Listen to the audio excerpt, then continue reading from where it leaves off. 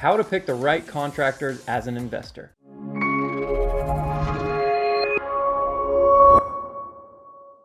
Hey guys, it's Brad from probatehouseguy.com. Thanks for joining us again. All right, I want to do this video to talk about contractors and picking the right contractors as an investor. So I am a real estate investor. Been doing this now for a number of years, going on my 8th year here. In a couple months is my 8-year anniversary getting started.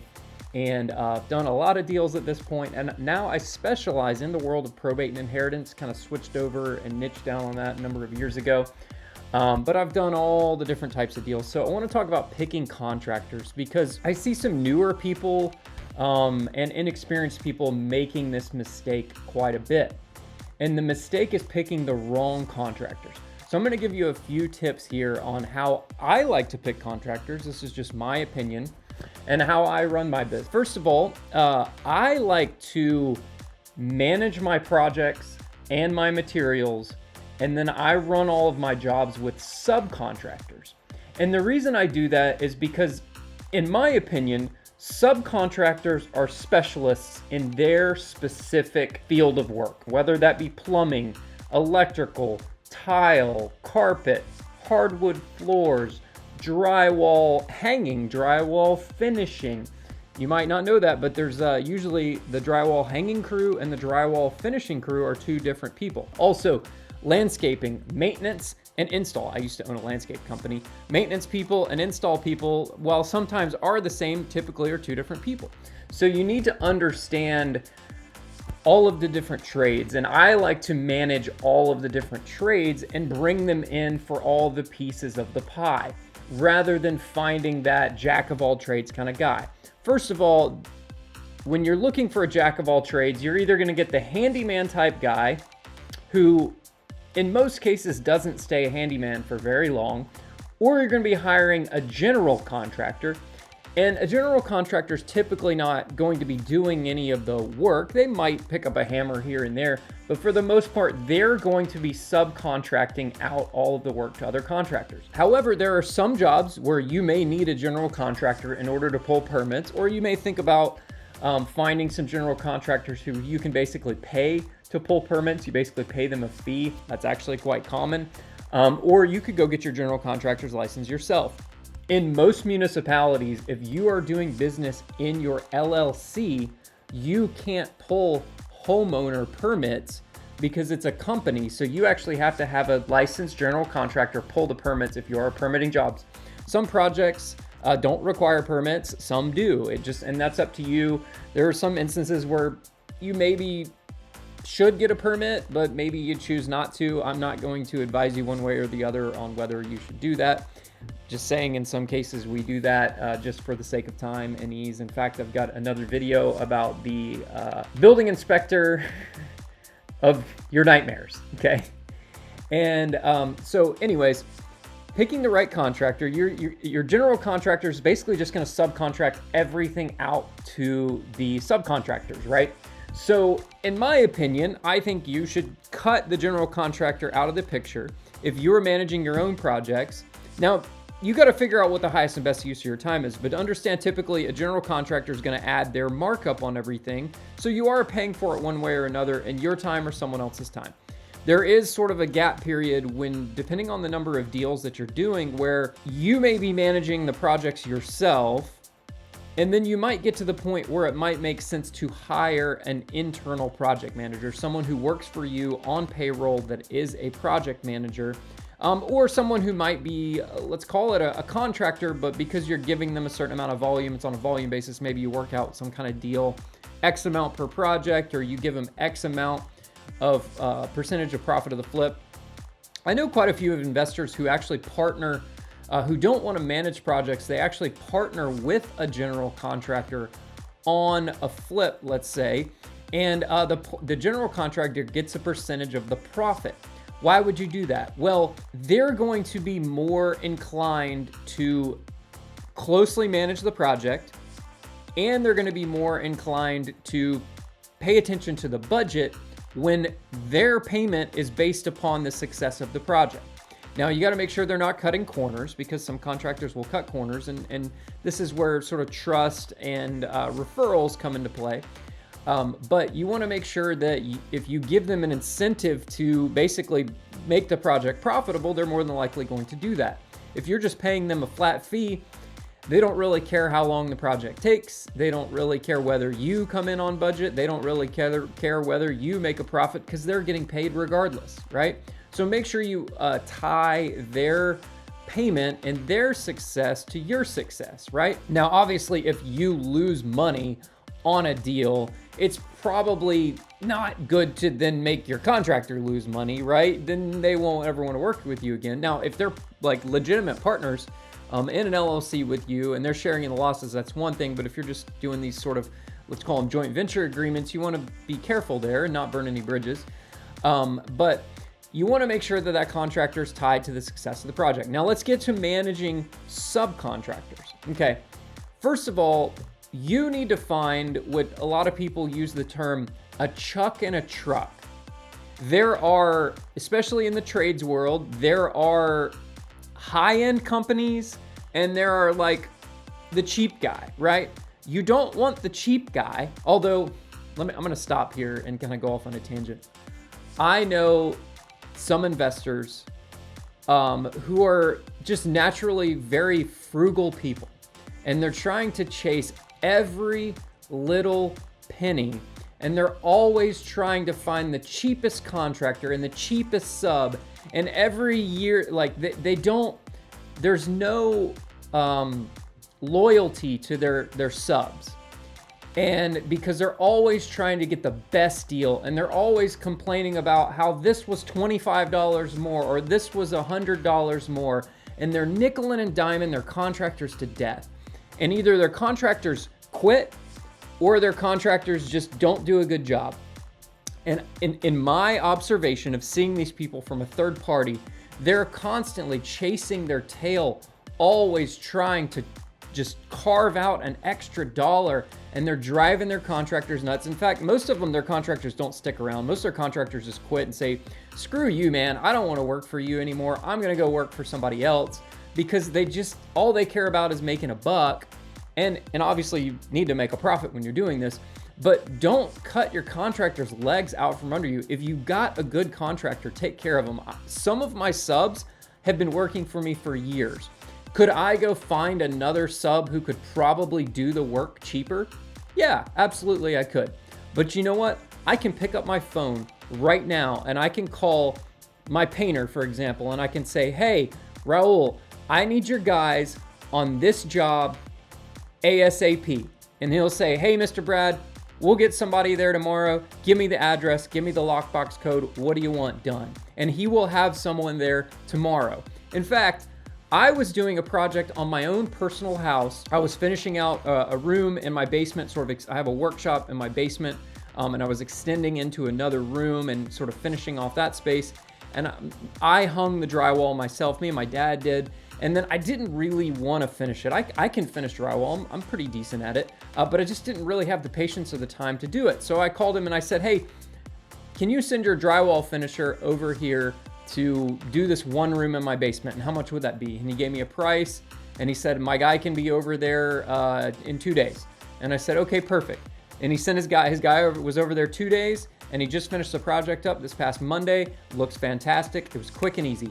So there's that loyalty of my subcontractors where they will do whatever I want because they know I pay them on time, and they know that I take care of them, and I know that I don't hassle them. Now, that's not to say I don't manage their work and say, hey, I don't like this, you should fix this, you should fix that. But we have an understanding at this point in time about quality of work, timing of work, that sort of things, and that just sort of builds over time. So if you have good contractors, take care of them, right? Now, let's get back to the chuck and a truck comment, okay? You've got really high-end outfits. Let's pick the sort of the three major mechanical trades: plumbing, electrical, HVAC. There are a lot of big companies that you've probably heard of on the radio and that do a lot of advertising and all the things. In my opinion, they probably shouldn't be your first choice for doing mechanical work on your jobs. And the reason being is because you are paying for their 401k and their payroll and their fancy trucks and their fancy office and all the advertising and all the marketing that they're doing on TV. And to be perfectly honest with you, at least what I've found, their technicians are not any better at their trade than the truck in a truck guy that I found, right? Now they'll tell you, oh, our guys are better and they go through constant training and blah, blah, blah, blah, blah. I like to pick the chuck in a truck who's been doing electrical or plumbing for 10, 15, 20 years. He's a tradesman. Like, he knows what he's doing. And I'm not paying for fancy advertising. He just works off of word of mouth, and he does enough business just to keep himself busy. He charges a reasonable price. He's licensed and insured. I make sure that my contractors are insured. And that they're licensed, right? Because I don't want to have that come back and bite me. You could hire unlicensed people, but for plumbing, electrical, HVAC, I don't recommend hiring unlicensed people. There's a lot of liability that might come with that. So if you do have a licensed person, you know that they've been through sort of a standard basic training. You know, they've gone to get their license. They have to pass these tests, right? They have some basic level of competency. Now, I did have a plumber I used for a number of years, and I still use him from time to time, although he's legit now, and his prices have gone up considerably, and he's also sort of very picky about what jobs he picks because he's done well for himself and has a very busy schedule. But he did plumbing for me when I first was flipping houses, and he had worked as an apprentice under a master plumber. And for a number of years, I think it was like 5 years, so he knew what he was doing when it came to plumbing, but he didn't have his license because him and this master plumber had a falling out, and the master plumber basically refused to sign off on his hours for his journeyman's license because they just had this falling out. They had this disagreement one day, had a big blowout. He quit, left, whatever, and turns out the master plumber had some substance abuse problems, which is very common in the trades. Had some substance abuse problems and just, was kind of fly off the handle really easy. So anyways, this master plumber refused to sign off on his journeyman's license. He had done all the hours. He'd been working for this guy for, I think, 5+ years, something like that. And he had, plenty of experience, right? But he couldn't go get his journeyman's license because the guy wouldn't sign off on his hours. He was ready to take the test. In fact, he went and passed the test, passed it with flying colors, and ultimately he ended up getting his license. He found another plumber that agreed to sort of knew him and knew that he knew what he was doing and signed off or whatever. Now, I'm not going to say any names or whatever. But finally, he did get his license. Now he's got his license. He's got to have his journeyman's for a certain number of years before he can get his master license. I know that he knows what he's doing, right? So I have him come do work on my jobs where I don't need to pull permit. Now, I don't use him as much anymore. I found another plumber. Guy's been doing plumbing for 20 years now. He knows what he's doing. Pick up the phone and call. He just takes on the amount of work he wants to work. He shows up when he says he's going to show up. He does good work. I can count on him for doing good plumbing work, and I can count on his opinion on things. So you want to find those people. And how do you find those people? Well, you find those people through referrals. I like to find people through referrals. I like to ask other people, other investors that I know are experienced and that are doing this every day and say, hey, I need a plumber for this house in this area that can do this. Do you have a plumber that can do this? Or I need an electrician that can do this, this, or this. Great example of this too. We're going to separate trades. I know I kind of go off on these little bunny trails here, but when it comes to some of the trades, you have rough plumbers, rough electricians, and you have service plumbers and service electricians. Okay, you need to understand a lot of these crews are very different. A lot of times the rough end crews, most of the guys working on the crews aren't even licensed. They're just workers. They're basically doing the grunt work because a lot of that's just very labor intensive. And then they're basically supervised by a master plumber or a master electrician who sort of looks at their work, makes sure that they're doing things and does the final connections, but the rough end crew is doing the different things. So a lot of times these service companies do not do, while they will do some rough end work, that's not sort of their area of expertise. So you need to ask around and find, I need a rough electrician, or I need my electrician that I've been using for years, fantastic guy, I love him to death. He does rough and he does service work, which is great. And he's a chuck in a truck. He has a helper that works for him. He's gone through a few helpers over the years. His wife does his office work. He's very organized. He shows up when he says he's going to show up. He does good work. He's been an electrician for 25 years. He's licensed. He's insured. All the things. I love him. He's a chuck in a truck. It's just him. He has no desire to get any bigger. He lives a comfortable life. He's got a really nice truck that he paid for cash. He owns his house cash. He has no debt whatsoever to his name. Like, in fact, one of my plumbers is the same way. Owns multiple houses cash. Cars are paid for. Everything's paid for. Has no debt whatsoever. Lives a comfortable life. Does enough work that they want to do. And they're living it up, right? In fact, there's a lot of tradespeople who are actually very, very wealthy. You wouldn't realize, the average person wouldn't think, but a lot of tradespeople are actually make really, really good money. And if they manage their money right, they can, retire very early. So anyways, you want to hire the chuck in the truck. You want to work off of referrals. So you want to get referrals from people that are doing things. Let's say you're a real estate agent here and you need referrals to refer somebody to work on your customer's house. I'm going to tell you this right now. There are some of my trades that I would not refer to a real estate agent to go work on their client's house. And why is that? Because maybe this particular contractor is a little rough around the edges. Maybe sometimes he, for example, one of my tile guys that does tile work for me loves to smoke the reefer. And his truck smells like reefer. He smells like reefer. He's usually pretty high, but he does fantastic tile work. All his work looks great. He is very busy. He's always busy. In fact, if I want to schedule him, I usually need to schedule him like 2 weeks out. He keeps himself busy, but he likes to toke it up. I would not refer him to do tile on someone else's house. In fact, I'm going to share a story. I have one of my brick and stone masons that I use. He was a referral from, I don't remember where. It was a referral from someone that I knew. A builder friend I knew that does brick and stone mason work. And the builder warned me. He said, this guy he's rough around the edges. Just going to warn you up front. I said, I don't care. He's doing work on my flips. As long as he does good work, he gets the job done, charges a reasonable price. I don't care, right?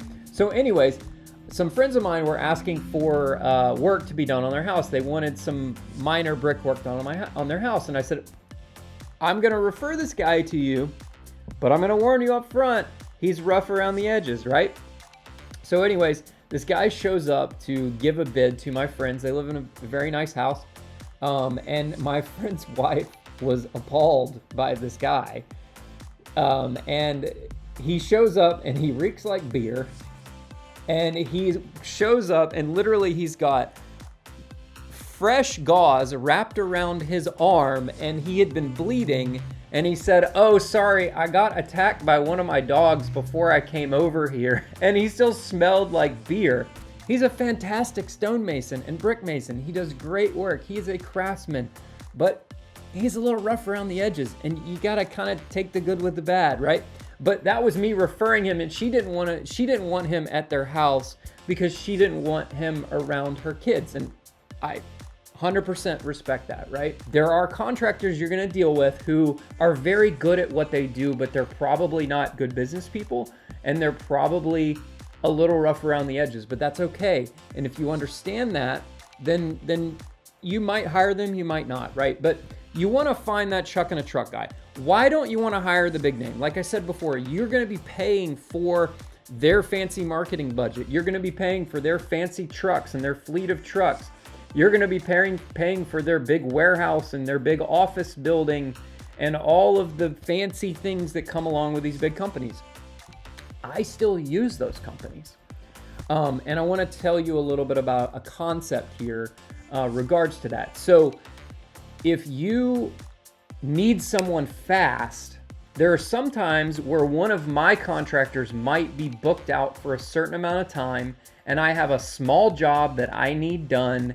A lot of times it's like, an ATAC, agreement to address concerns. It's something to fix after the home inspection. I need somebody over there ASAP to execute the work. And because I'm working with a real estate agent, they want some fancy company, because most real estate agents are fancy frou-frou and they're a little bit uptight. And this is not a blow up, but a lot of real estate agents are very pretentious. I'm just gonna say it, right? A lot of them are super pretentious, and they live in their little like gated communities or whatever, and they don't understand that there are also like working class people out there, and they want a reputable contractor to do the work for their client, right? Because they think that that matters more, right?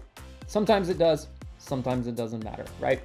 So they judge the book by its cover. All right, so I will sometimes hire these companies to do small jobs, right? Because typically they've got a whole crew of people, they've got a whole fleet of employees.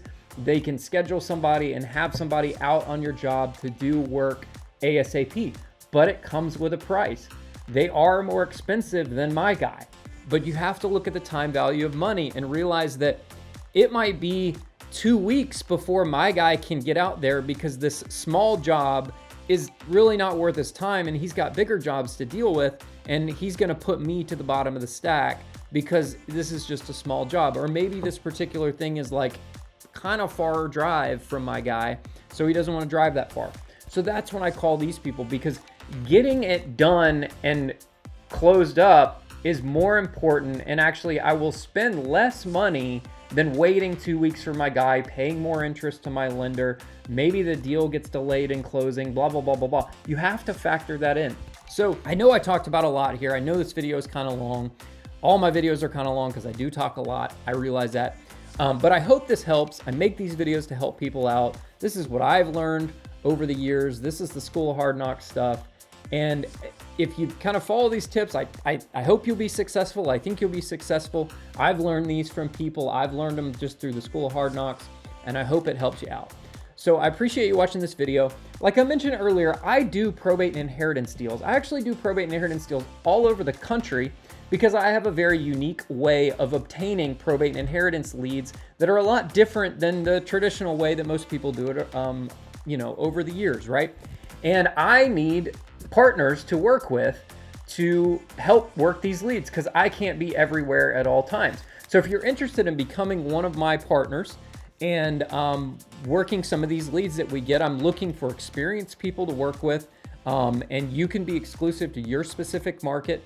If you're interested in working together, and maybe you're interested in you have some experience in probate deals, you're looking for another lead source, and these are good leads, these are warm leads. My team has already spoken with them. We've vetted them out. Like, we're not going to hand off just some cold dead end lead to you. So if you're interested in getting more quality leads, let me know. Go to probatehouseguy.com and fill out the form there on the page, and I'd be happy to have a conversation with you and we can talk further. So thanks again for watching the video. It's Brad from Probate House Guy. Have a great day. Bye-bye.